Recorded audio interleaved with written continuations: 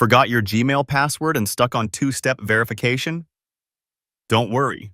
In this quick guide, I'll show you how to recover your Gmail account step by step. First, open the Google sign-in page and enter your Gmail address. Tap. Next, then choose Try Another Way. On the next screen, you'll see options like entering your password or using your passkey. If you don't have those, tap 8. Try another way again.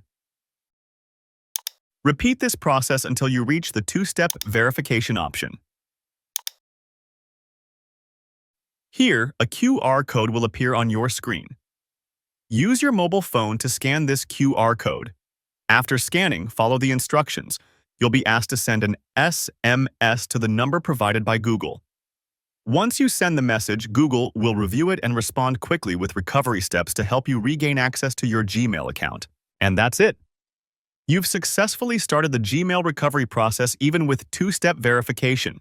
If this video helped, don't forget to like and subscribe for more Gmail recovery tips.